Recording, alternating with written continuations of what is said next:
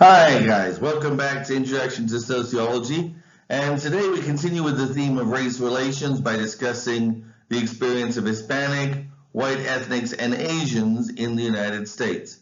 So this again, as I said before, this course is an introduction, and all of these topics, we're just providing an overview, and we hope there will be a future course on race relations, but also welcome you if you choose to continue in sociology. Every single topic in this course is a topic that can be expanded into full seminars, so don't worry.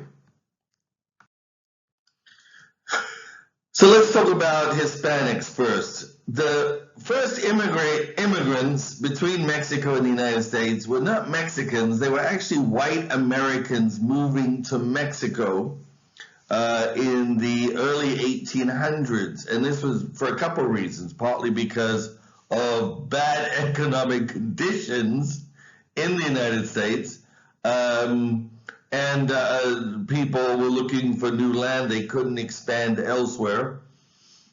So when Mexico became independent from Spain, they actually welcomed migrants coming in from the United States. But they had a couple of requirements.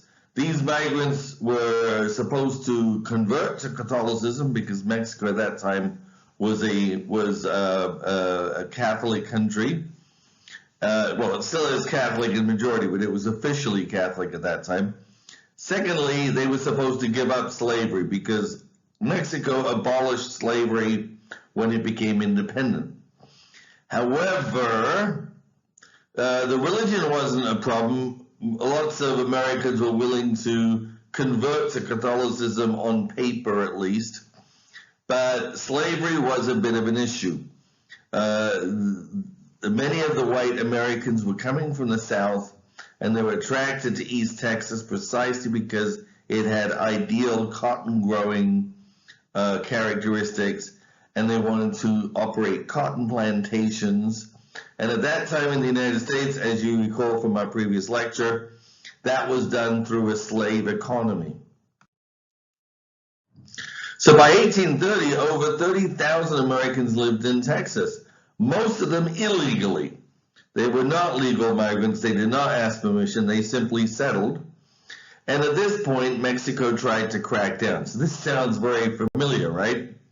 However, at that point, the white Americans led a rebellion against Mexico. I'm not going to go into the whole history of the rebellion. You've probably heard of the Alamo and other things, and of course these are given to you from the American perspective. Certainly there were, I'm not going to whitewash the situation, but essentially there was a rebellion against Mexico in 1836, and Texas claimed independence later that year. Immediately upon claiming independence, the white Americans asked to be absorbed into the United States because they knew that they could not maintain independence for long if Mexico counterattacked. So they beat Mexico initially, but they knew that if Mexico reorganized, they could reinvade. So the only thing protecting them was the United States. And the United States initially was not very interested in the proposition, or one might say there was a lot of disagreement. But when President Polk became president, he was a Southerner, and he was very interested in expanding slavery. And he was quite undeterred by the notion of starting a war in Mexico. In fact, he relished the idea. It was part of a plan he had to take northern Mexico. So all of this territory you see in yellow was part of the United States, was part of Mexico. Polk wanted this land to expand westward. Essentially, he approved the annexation of Texas. Secondly, there was a disputed territory that was not part of Texas, but which the Texans claimed was part of Texas. When I say it was not part of Texas, it was not part of Texas when Texas was part of Mexico. But the Texans claimed that it was part of Texas. However, they never occupied that area. When Texas became part of the United States, Polk deliberately sent troops into this disputed territory, although no Texan troops had been there before, and basically invaded it. When Mexico responded by attacking an American patrol, Polk used this as a, he used this in order to declare war against Mexico. Now, at that time, Mexico was very disorganized internally, and it was a very one-sided war. It was not a very popular war in the United States. Many people, particularly in the North, opposed it because they saw it as a war of slavery, of slave expansion, that this was only a war, Polk's War as they called it, in order to expand slavery into what was then northern Mexico and would become southern U.S. So that is what happened. By 1848, the United States occupied Mexico City. They stormed famously the castle of Chapultepec in Mexico City, and then forced the Mexican government to sell for a very small amount, relatively small amount of money, $33 million, the northern part of Mexico, almost half of Mexico, and almost one third of what would then become the United States, or today would become the United States. It was forced into their hands. So in fact, Mexicans who lived in this area were not immigrants at all. They, as the word says, they did not cross the border crossed them. And they had a choice. If they wanted to stay on their land, they had to become U.S. citizens. If they wanted to stay Mexican citizens, they had to leave. And as U.S. citizens, they were supposed to be given all the rights to their property and all other rights as if they were other Americans. So they were supposed to have all the rights of regular Americans.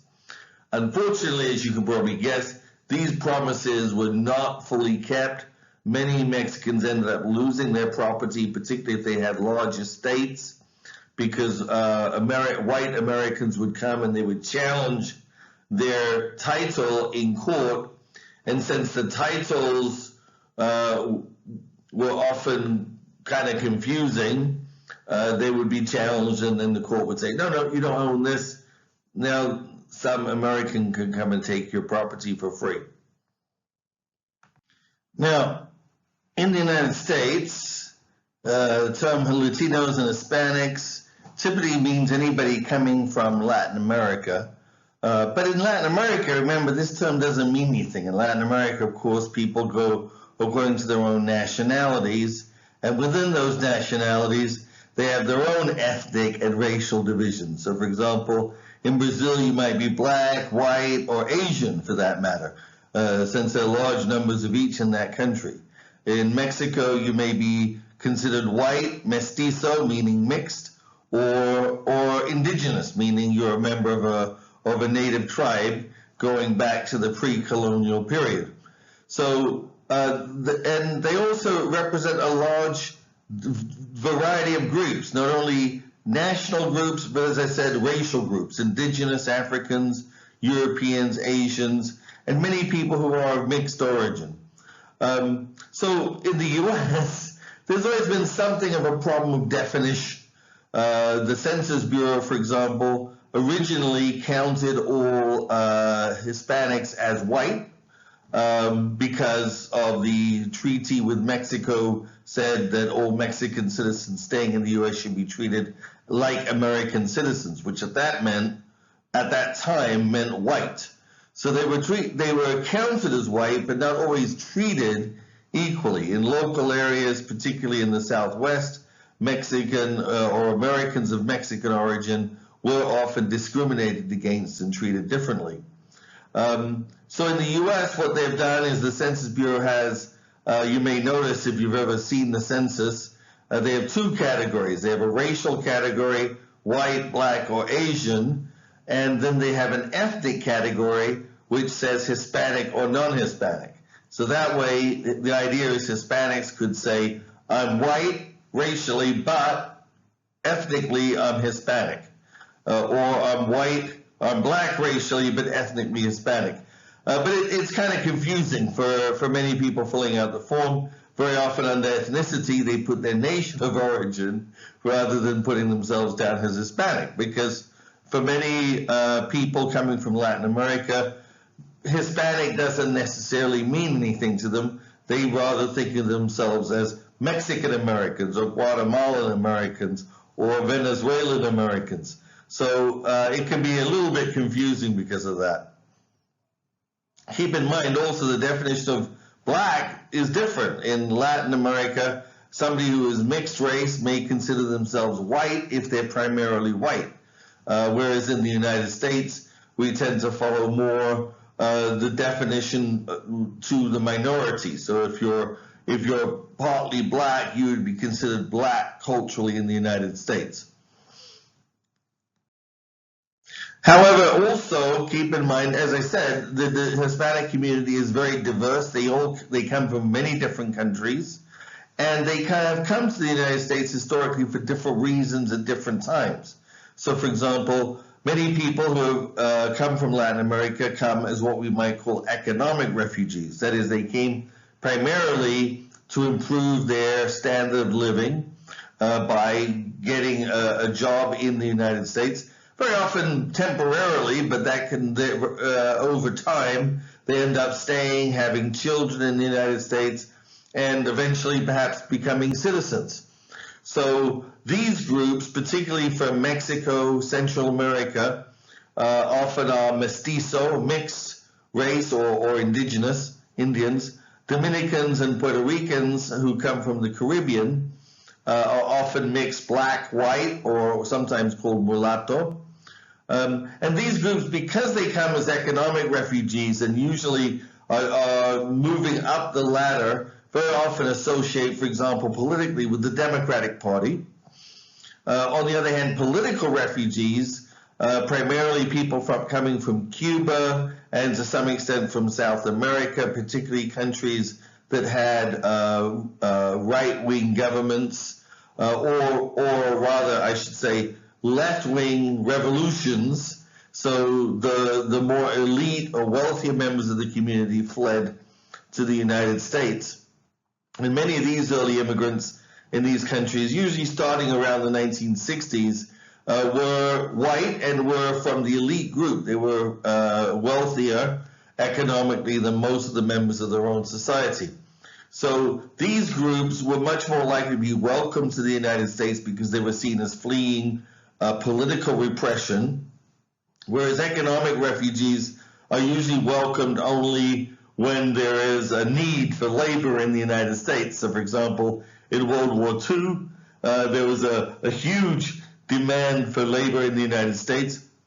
So they set up a program called the Bracero program to bring Mexicans or allow Mexicans to come to the United States temporarily to work, not just in agriculture, but in many industrial fields and areas like transportation, logistics, which were vitally important for the war effort. Other times, of course, economic refugees, when the economy slows down in the United States, the tendency is to see these people as stealing jobs or otherwise competing with native workers or American citizens for jobs. So then the doors are closed or barriers are put up, and maybe only a few categories of workers, like farm workers, where American citizens generally don't want to work on the farm, etc. Those who might be let in. But again, there's a lot more pressure against them during those periods. So there's fluctuation with regard to economic refugees. With political refugees, generally there's more acceptance. And again, since many of these refugees are fleeing left-wing governments or communist governments like in Cuba or Venezuela, these refugees tend to support Republicans because the Republican Party tends to have a firmer stand, or at least argues to have a firmer stand against communism. So you have a politically a split within the Hispanic community where Cubans and Venezuelans will tend to support, for example, in the last election, Trump, and they were a key part of the Trump coalition in states like Florida, whereas Hispanics tended to support the Democrat Biden, and they helped push Biden over the edge in places like New Mexico, Arizona, Nevada, and of course California. But California wasn't a battleground state in the last election. But in the other states, probably the Hispanic vote was the key determinant that led Biden to win these states and to become very close to winning in Texas as well.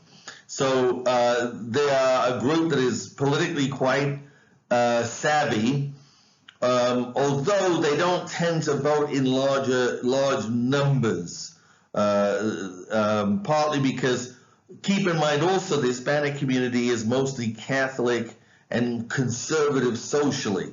So while this works for the Republican Party, with the Democratic Party it tends to slice off some of the support because the more socially conservative Hispanics may not want to vote for a Democrat because of the support for things like abortion and homosexual rights and things like that, which are seen by many Hispanics as being against their religion.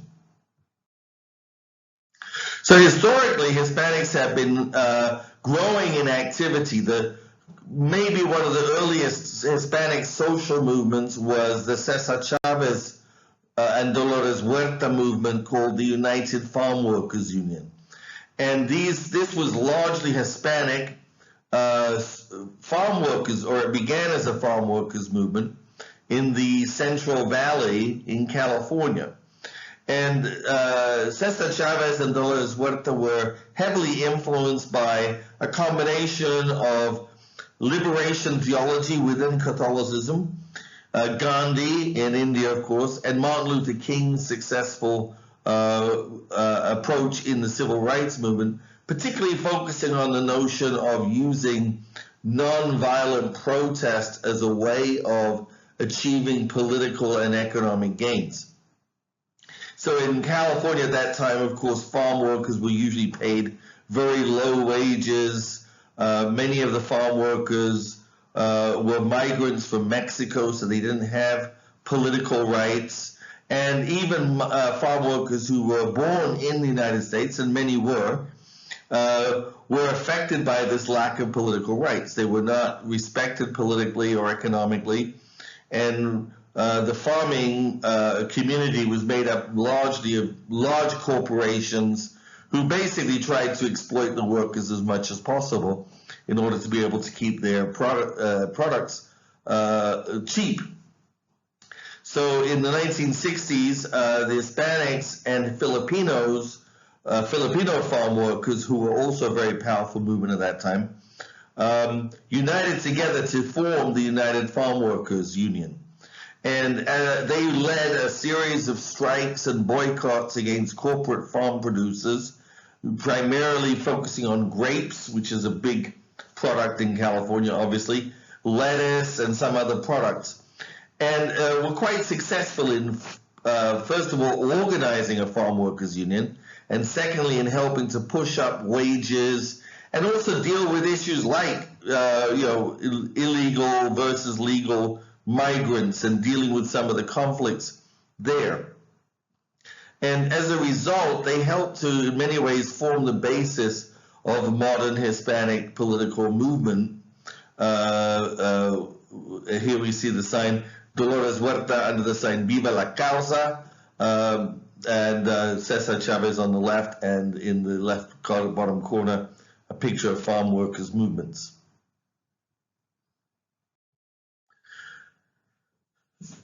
Anglos and other Europeans. So the original colonists in what we often have been calling so far the British colonies were not always English. Some of them were Dutch. So, for example, New York was originally New Amsterdam, and it was settled by Dutch colonists.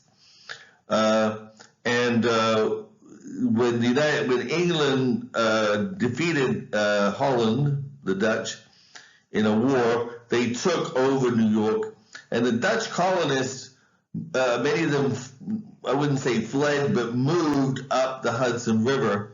So we have a lot of Dutch history in that area of the country, and these really go back to some of the earliest colonists of the United States. And you might remember a couple presidents we had called Roosevelt.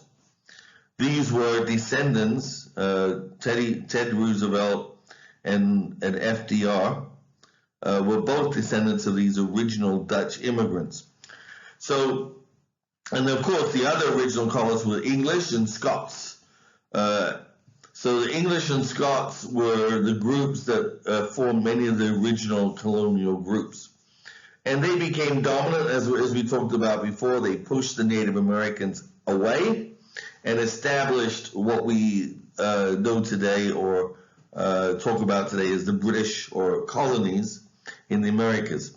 When the United States was established as an independent country, 90% of the population were Anglo. That is, they were from either those original English or Scottish populations. But remember, they were in opposition to England. They were rebels. Most of the, or many, I should say, many of the loyal colonists, the people who remained loyal to the crown, they moved to Canada, and so they became the core of the British colony in Canada, and for a long period were very anti-American, as we saw in the 1812 war later, if you studied that. So these groups became the English and the Scots and the Dutch to some extent became in a sense the predominantly elite group. So when you look at almost all of our presidents have come from these groups, with the exception of the Roosevelts, who were Dutch, and the Kennedys, who were Irish American, and of course Obama, who was partly black but partly white. Obama also traced descendants from the English, one of the English governors in the early colonial period.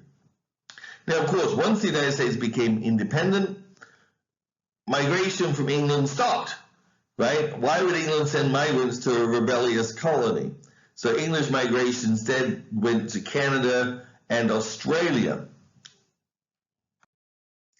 So this was a problem in the United States. The problem was here you had a country with a huge amount of raw materials, with all types of potential industries. You had all types of raw materials, woods, land, mining, all kinds of possibilities, but not enough workers. So in order to get more workers, they need to import more workers. And again, in the South, they had the slave system, which imported African slaves, but even that was stopped in 1810.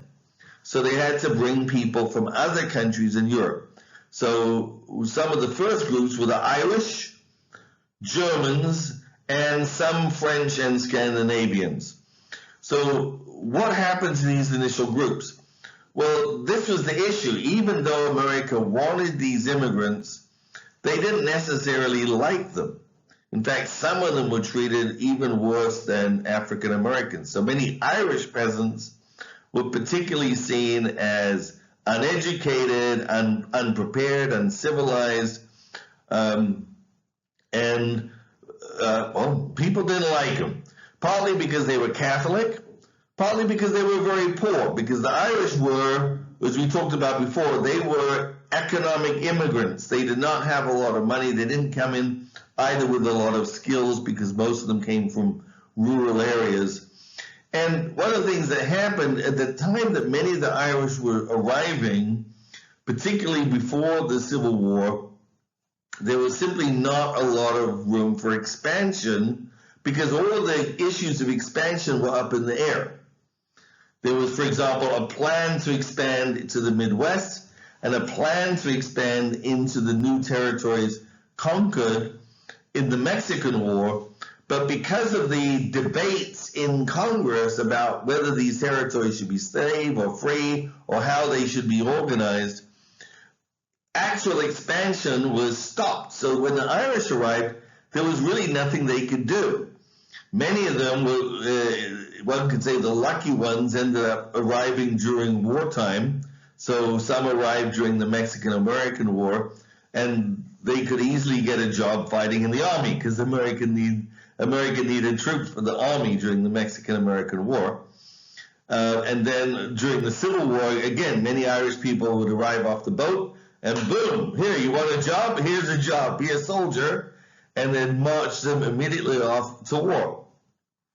In the Mexican-American War, I should add, many of the Irish became so discouraged with the racism in the American army against them because they were Catholic, that they switched sides. They actually switched sides and joined the Mexican army, and there was an entire battalion called the St. Patrick's Battalion of Irish. I wouldn't call them Irish American because they were really just arrived in the United States. They had no idea what they were doing, and then were given a gun and told to go off and fight against Mexico. And then when they arrived, they realized this was not their fight. What were they doing? So they ended up, some of them, joining the Mexican side. At the end of the war, unfortunately, Mexico lost, and many of them were hung for treason. But like I said, they weren't really treasonous because they weren't really Americans to begin with. In any case, again, in the Civil War, there was a similar experience where they went off to fight. But in that case, deserting to the other side really didn't provide any benefits. And many of them, during the particularly interwar period, found themselves in intense competition with blacks for the same types of very low-level manual labor. And for a while, there was even talk of Irish and blacks uniting together and forming a common front. So as you can see, for example, from these ads, these are ads in that period. For example, nurse wanted, Protestant woman, right here. No Irish need, clean active girl wanted, no Irish need apply. Chambermaid must be a Protestant. Cook wanted. I believe that's I'm sorry, it says a Protestant cook. A German Protestant cook. A Protestant woman. So religion was used very much as the attack on Catholics. So they were, on the Irish. So they were not Protestants, but it wasn't just about religion. It was about other things as well. The paradox is that Germans were much more accepted. Remember, English people didn't, always had a war against Ireland. On the other hand, English people are Anglos and therefore from the same group as Germans. So when German refugees arrived, as we could even see from this ad, people preferred to hire the Germans. So one difference is the Germans were political refugees, not economic refugees. They were refugees primarily from the rebellions of 1848. And these were rebellions led by merchants and petty industrialists, craftsmen and so forth, who were liberal, who wanted to overthrow the governments, the conservative monarchical governments. And these rebellions were put down very, very abruptly. And as a result, many of these Germans fled to the United States. So they had far more skills. Many were already industrialists, many were merchants, very few were farmers. They had many skills, and they fit in better. They were Protestant for the most part. And the paradox is, at that time, this was after the Civil War, the Midwest opened up for settlement, and the Germans and Scandinavians and some French went immediately to the Midwest. So they didn't suffer nearly the amount of trouble the Irish suffered. So the Irish tended to stay in the cities. They tended to stay in ghettos, which it was very hard for them to escape later on. The Germans, however, came, they were well accepted, welcomed, they had money, they had skills, they had resources.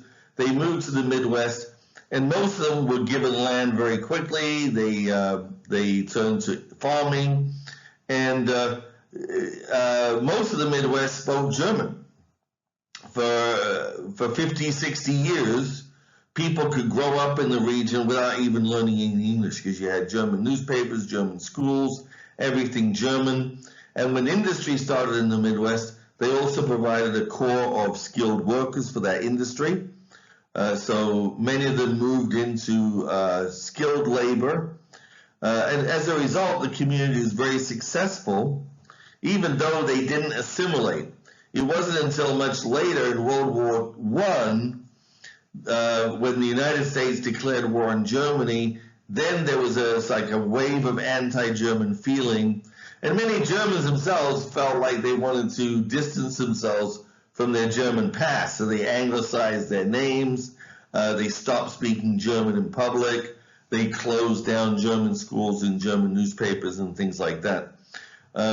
After World War I, there was kind of a German renaissance, and there was even a pro-Nazi movement in the United States made up primarily of German Americans, but they called themselves by the term America First, which in their case meant they did not want to see America join England in fighting against Germany.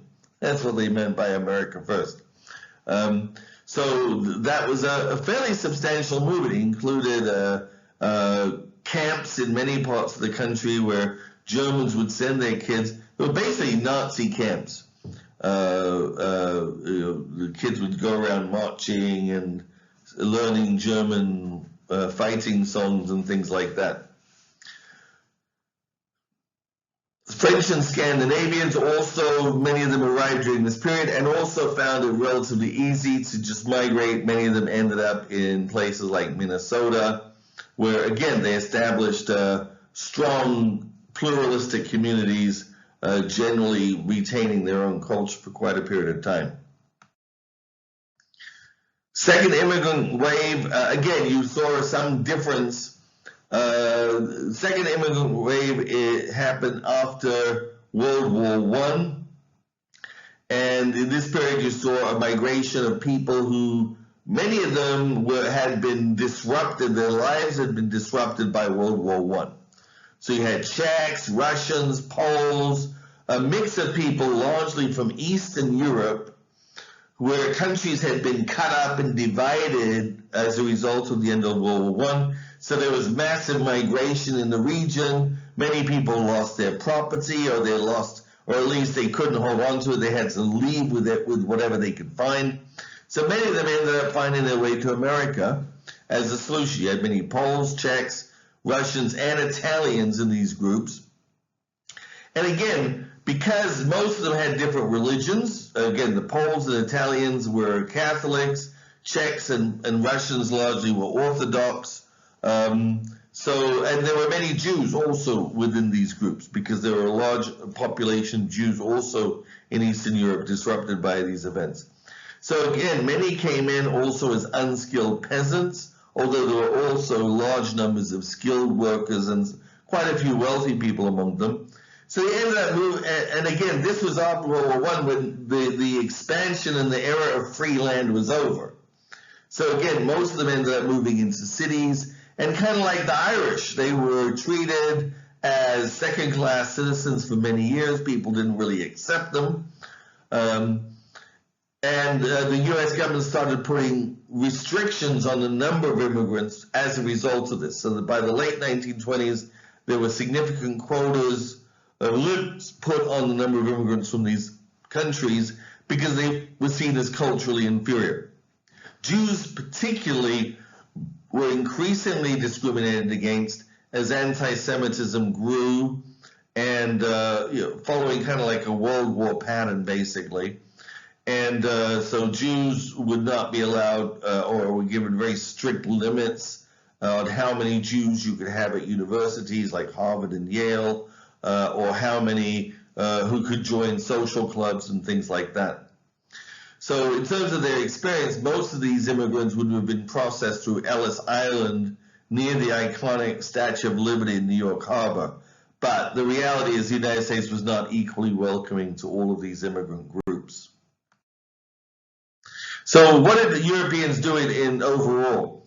Well, most Europeans basically follow a pluralistic pattern. They did not assimilate directly into American culture. Most set up ethnic enclaves, whether urban, like the Irish and the Poles and the Russians, or rural enclaves like the Germans and the Scandinavians and the French. Many of them were able to kind of buy their way in politically by joining the Democratic Party. So the Democratic Party, I should say the Republican Party in the North, tended to represent the WASPs, the white Anglo-Saxon Protestants, or the traditional Anglo-Dutch alliance in the population. So the immigrants turned to the Democratic Party in the North, and the Democratic Party in the North basically offered them an opportunity to develop, to earn jobs within the government by essentially guaranteeing block voting for the Democratic Party. So it was kind of like a quid pro quo. You get all the Irish to vote for me, and we'll give you jobs as policemen, let's say. The Italians vote for us, and you'll become the garbage collectors, right? So have you ever seen the movie Gangs of New York? It's a fairly realistic vision of what was going on in terms of organizing ethnic groups to vote for the party in order to win city power, and then you would distribute jobs to the different parties according to their support. Also, many ethnic groups relied on mafias, that is, ethnic control and protection rackets, usually organized by gangs. Some of these gangs were originated in Europe, like the original mafia originated in Sicily, and then when many Italians moved to the United States, the mafia kind of came with them to organize. And what these groups would do is they would a couple things is they would provide protection, so literally gang protection against violence from other ethnic groups. Also, they would organize activities that were seen illegal by the dominant group. So, for example, many cultures liked gambling, but gambling was frowned upon by the Puritan American Protestants, right? So almost every colony banned gambling. So what they would do is the mafia, or the ethnic group, illegal organization, you could say the ethnic mafia, would organize these illegal activities kind of under the table, as it were. So the members of the ethnic group would know about it, but the Protestants would not know, or you would bribe off the local officials and things like that. Another thing Europeans did is they claimed status of being white. And this was very important. We call using the race card. They would claim we're white, therefore we deserve to be accepted as equal citizens. So they immediately saw when they came to America that there was the white-black split. So they did not want to be associated with blacks because that would put them into a lower economic category. They wanted to be associated with whites. So they unanimously basically claimed the status of white people, which is, I should add, not always fully accepted. Irish people, for a long time, locals would not consider Irish as white. Now, in the second generation or the third generation, generally you would start seeing assimilation. Generally, as children were born in America or young children grew up in America, they would culturally assimilate into more of the U.S. culture, even if they lived in an ethnic enclave, because they would go to American schools, and in some way or another they would be exposed to American institutions. So this was a natural process. They grew up, they would learn English, but but you might say they very often had a mixed assimilation. They wouldn't necessarily identify entirely as American. They would identify as Irish American or Polish American. In other words, they would not fully assimilate, typically until the third generation. The third generation very often would become fully assimilated. Those children by that time had moved out of the ethnic enclaves or were no longer subjected to the ethnic enclaves, and they would often grow up just believing that they were Americans, not necessarily even knowing, maybe in the back of their mind, yeah, my grandparents were Polish, but very few of them would ever think about what that meant. This process very often took longer when they were very concentrated, like in New York or Boston. In some areas, you still have cosmetic pluralism, like St. Patrick's Day parades, German Day parades, and things like that. And of course, as they assimilated, it was more easy for individuals to become accepted, move up into the middle class, and in a certain sense, the conception of whiteness expanded to incorporate these groups. And many people don't think about this, but for example, World War II, many people who went to fought in Germany still spoke fluent German because they or their parents had emigrated from Germany and they maybe still spoke the language at home. So it wasn't until after World War I that these immigrants, when they came back from the war or these experiences, thought of themselves as one country. But it was still a racially divided country. They were white Americans, not just Americans. And the result of this is they often forgot about using the advantages they had and using the race card, basically. They forgot about, okay, there were struggles, my people suffered too, but they didn't realize their people didn't suffer as much as African Americans because they were not black. And as a result, unfortunately, many of them lost their understanding for other immigrants and their understanding of other groups who were oppressed when they became successful, and then turned around and they started opposing affirmative action programs and things like that, which were the very programs that helped their ancestors to succeed in the past. So we're going to stop here so that you have time to digest this material before the next lecture. Thank you for joining us, and we'll see you at the next lecture.